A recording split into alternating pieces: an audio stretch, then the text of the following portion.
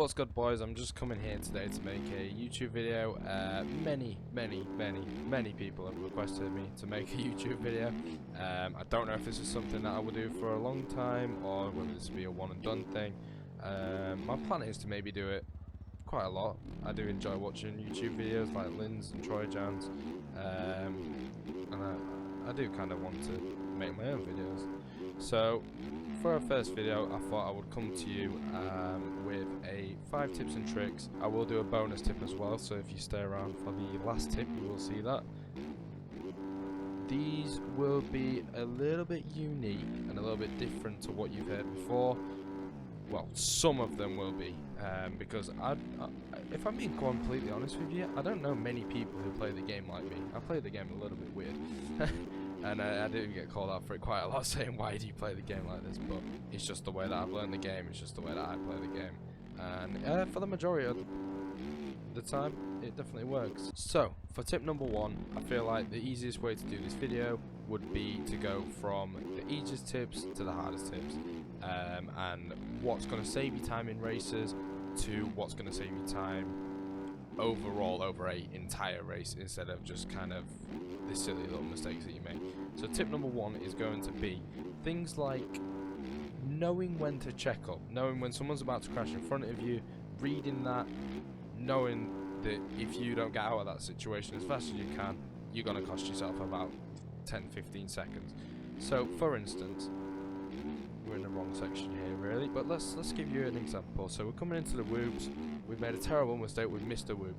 Instead of holding it wide open and going over the bars, what we've done there is kind of slowed down, thought it out, and thought to ourselves, right, there's no point in trying to blitz these whoops, let's just make sure we get through them without crashing. Because at the end of the day, as long as we're getting through them without crashing, we haven't got an issue. It's when you're on the ground every single attempt that you've got the issue.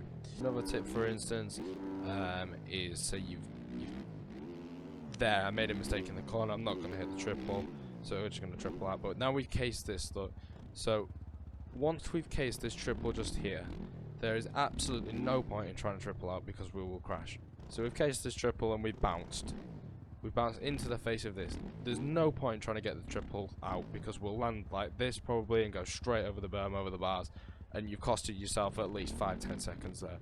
So you want to check up, double, single, and what you've lost 1 second, maybe 2 instead of 10. And it's things like that will get you into a heat race and will put you in the LCQ. I don't know how I've just gone over the handlebars there, but moving on to tip number 2. Tip number 2 is corner speed, how to enter corners, and what we're doing inside the corners. So a lot of people, when they come into a corner, I'll give you an example. I was watching Parker Pax's video. He's going to hate me for mentioning this, not video, stream, like in Discord, and he was coming into this rut here, pretty much third, and trying to coast around it. Now, if you watch my screen, what happens on that? You're always going to overshoot it. There's no way you're ever going to make it. So the best thing to do in this situation is slow right down, make sure we're in the rut, then hit the throttle. I prefer lower gear, some people don't, but as long as you're in comf, you can hold it wide open and make it out of the rut. Now, I wouldn't hold it wide open, because then that way you're going to spin out. So you're coming out of the rut nicely, and the main part about this is being smooth. It's all about being smooth. Another thing that I notice people do is, I'll give you an example, they go to this outside here, counter lean all the way, and your front end's gone. Or you spun out. I personally, I don't really counter lean, I never have counter lean. I've kind of learned the game just leaning back. Sometimes I'll lean in, like that, so I know where my bike's going, but for the most part I will lean straight back and just follow the bike round. Now the issue with that is that if you're leaning back and the corner's a sharp one like this, if you're going fast, you ain't going to make it around that corner. So it's all about slowing down, making sure we're in the rut nicely, and then come out of it. Now the thing is, with leaning back, you can be as smooth as possible with it, and to be honest with you, slowing down into a corner isn't actually going to harm you as much as you seem to think it would, because the exit you get out of the corner, you've got full grip in the back end of the bike, and you're not going to spin out. You're not going to spin out, you're not going to front, so you've come out of the corner smoothly, and then that's it really. Tip number 3. it can be the hardest one, it can be one of the easiest ones. The other two are a little bit more technical than a whoop section, so that's why I thought I'd put this at tip number 3. So I'm on 1452 gearing, so I will go through the corner in third and shift up to fourth if needed. If I feel like that I've gone way too fast into the whoop section, I won't shift, just to make sure my bike stays put and not starts gliding across the whoops, because then I lose control of it. So there's that way of doing it, and then in qualifying I will wheelie out of the rut, so I'll come into the rut in third, round the corner, lean forward a little bit, flick my stick back, gear up if needed. Again, it depends how much speed you carry out the corner. If you carry enough speed out the corner, fourth should be absolutely fine. If you kind of messed up the corner a little bit, or you've absolutely greased the corner, third should be fine as well. Fourth is kind of just a backup if something goes wrong in the corner, and that's for a quali lap only. I never wheelie whoops in races. I'm too scared to do it. So I'll show you how I wheelie whoops first, and then I'll show you the way that I've always used, and the way that still continues to work for myself. So we're in third, we're going to hit the corner just like so, in there, nice. And we're tapping the throttle if needed, just to make sure that we're not going to flip. And like that, we're through the whoop section, and it looks very controlled, which it is in qualifying, but I just don't trust myself in E-Road. So that's why I really whoops in quali, because I do feel like it's not amazingly faster, it just is faster. In a race line, like this, make sure your front wheel hits that second whoop in, and then we're barely moving our analog stick. There's no need to be going forward all the way backwards, there's none of that. Just gentle adjustments, and then that way you're not losing where you are. If you lean too far forward, there's a chance you're going over the handlebars. If you lean too far backwards, there's a chance you're flipping. Or your front wheel's going to miss the next whoop and you're going to dip and go over the handlebars. So it's all about making sure you're in control of where your rider is, which is the biggest thing that I can definitely say. Coming out in the corner, we know where the rider is. I'm keeping the stick there. You see how I got a bump, but I'm still keeping it nice and controlled. And then that's how I would personally get through the whoops in a race. If you do watch back my VODs or anything, you'll see that as well, that how I play the game. That's exactly how I go through the whoops. So yeah, that's tip number 3.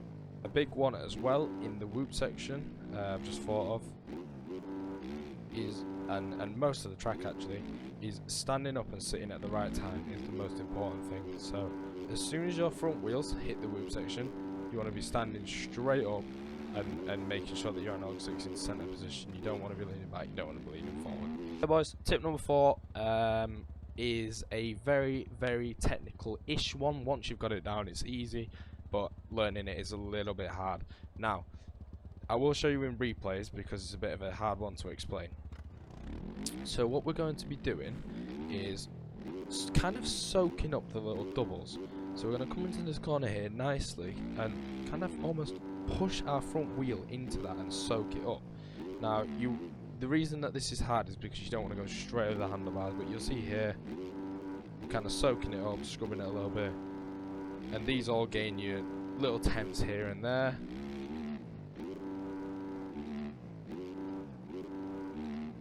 So a good example that I use is here. So you come out of this rut here and you kind of soak it up. Your front wheel sometimes even scrapes the landing, that's how low you would go there.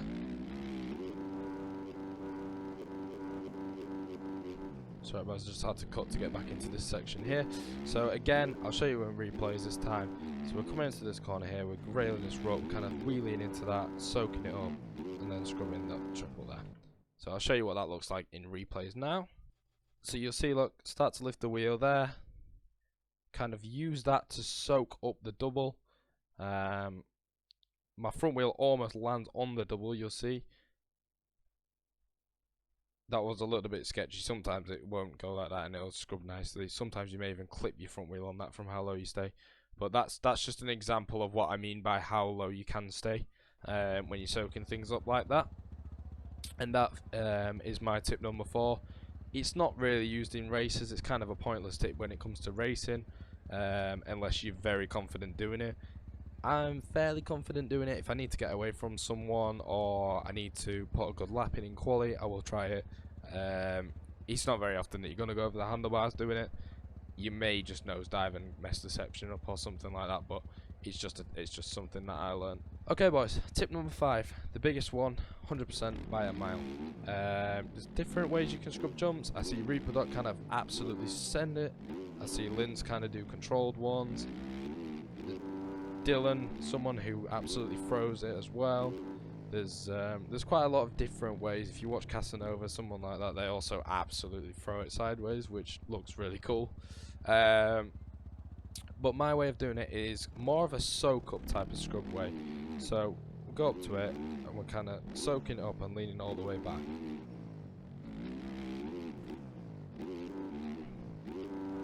And then we're holding it back, and then that way we also know where the back of the bike is, like kind of the back wheel location of it, and it's just a really controlled way of doing the scrub.